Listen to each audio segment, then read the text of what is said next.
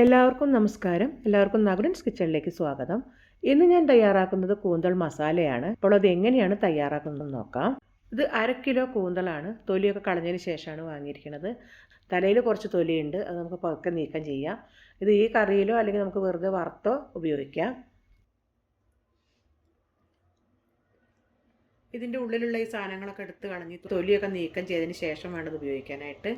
ഈ കറുപ്പ് കളറൊക്കെ കളയാം. നല്ലപോലെ കഴുകിയെടുക്കാം. ഇതിൻ്റെ ഉള്ളിലേത് ക്ലീൻ ചെയ്യാനായിട്ട് നമ്മളൊന്നിങ്ങനെ മറിച്ചിട്ട് കൊടുത്താൽ മതി. ഇതുപോലെ മറിച്ച് നല്ലപോലെ ഒന്നിങ്ങനെ തിരിച്ചിട്ട് കൊടുത്താൽ മതി. ഇതിങ്ങനെ ക്ലീൻ ചെയ്തെടുക്കാം. ശരിക്കും ക്ലീൻ ചെയ്തെടുക്കാം എല്ലാം. അതുപോലെ ക്ലീൻ ചെയ്താണ് ഇത്.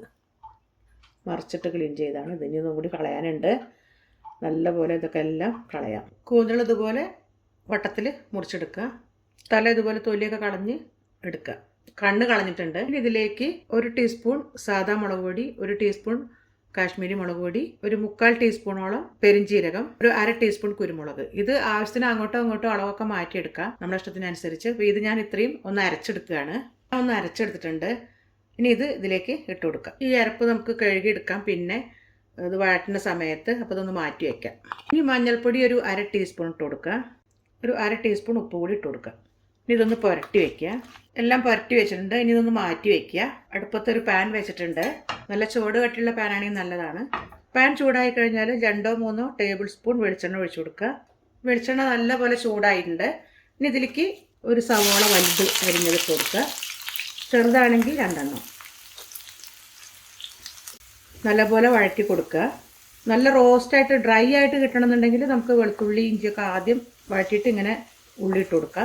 ഒരു 1/2 ടീസ്പൂൺ ഉപ്പിട്ട് കൊടുക്കുന്നുണ്ട് പെട്ടെന്ന് വഴാനായിട്ട്. നമ്മൾ ആദ്യം കൂന്തളിൽ കുറച്ച് ഇട്ട് കൊടുത്തിട്ടുണ്ട്. അപ്പോൾ അതിന് കണക്കാക്കിയിട്ട് വേണം ഇതിലിട്ട് കൊടുക്കാനായിട്ട്. തീ മീഡിയം ഫ്ലെയിമിലിട്ടിട്ട് വേണം നമ്മളൊന്ന് വഴറ്റാനായിട്ട്.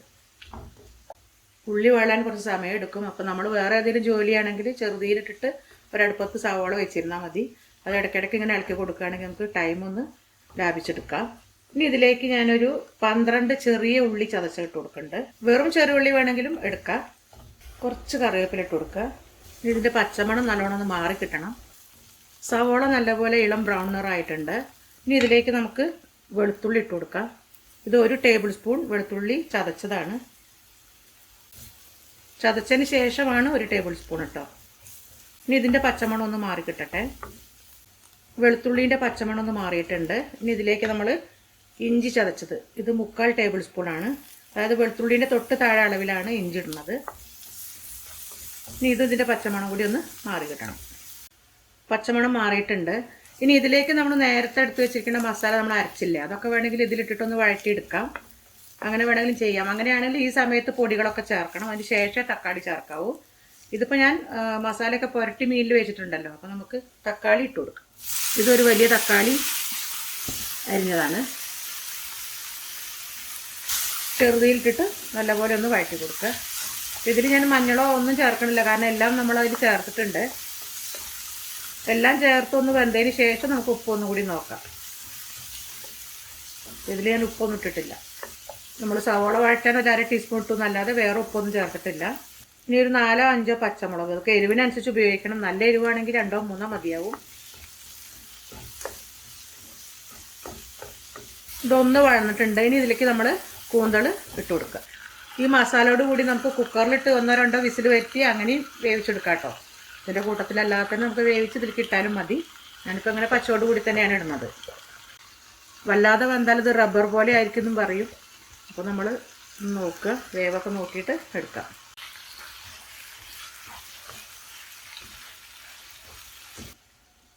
മസാല എല്ലാം നല്ലപോലെ ഒന്ന് പരണ്ട് കഴിഞ്ഞാൽ ഇതിലേക്ക് നമ്മൾ നേരത്തെ എടുത്ത് വെച്ചിരിക്കുന്ന അരപ്പിൻ്റെ വെള്ളമല്ലേ, അതും കൂടി ഒന്ന് ഒഴിച്ചു കൊടുക്കുക.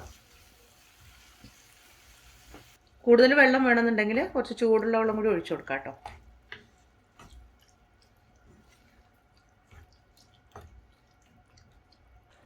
കുറച്ചുകൂടി വെള്ളം വേണമെന്ന് തോന്നുന്നുണ്ട്. അപ്പം കുറച്ച് ചൂടുള്ള വെള്ളം ഒഴിച്ചു കൊടുക്കണം.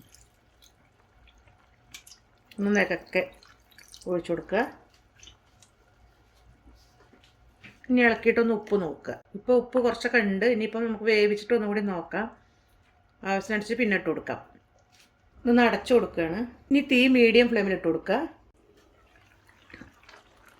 ഇപ്പോൾ തുറന്നൊന്ന് ഉപ്പ് നോക്കിയപ്പോൾ കുറച്ച് ഉപ്പ് കുറവുണ്ട്. ഇനി നമുക്ക് കുറച്ച് ഉപ്പ് ഇട്ട് കൊടുക്കാം. 1/2 ടീസ്പൂൺ കൂടി ഇട്ട് കൊടുത്തിട്ടുണ്ട്.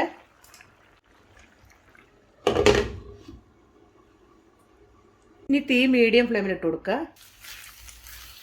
നല്ലപോലെ വറ്റിയിട്ടുണ്ട്. ഇത് നല്ലപോലെ ഡ്രൈ റോസ്റ്റായിട്ട് എടുക്കണമെങ്കിൽ തക്കാളിയൊന്നും ഇല്ലാതെ സവാള മാത്രം ഇട്ട് വഴറ്റി അങ്ങനെ എടുത്താലും മതി. ഇത് ചപ്പാത്തിക്കും ചോറിനൊക്കെ നല്ലൊരു കറിയാണ്. ഉപ്പൊക്കെ പാകമായിട്ടുണ്ട്. ഇനി കുറച്ച് കറിവേപ്പില ഇട്ട് കൊടുക്കുക. നല്ലോണം ഞെരടി ഇട്ട് കൊടുക്കണം. കുറച്ച് പച്ച വെളിച്ചെണ്ണ ഒഴിച്ചാൽ നല്ല ടേസ്റ്റാണ് ഇതിൻ്റെ കൂടെ. വളരെ കുറച്ച് മതി. ഇനി ഓഫ് ചെയ്യുക. ഒന്ന് അടച്ച് വയ്ക്കുക.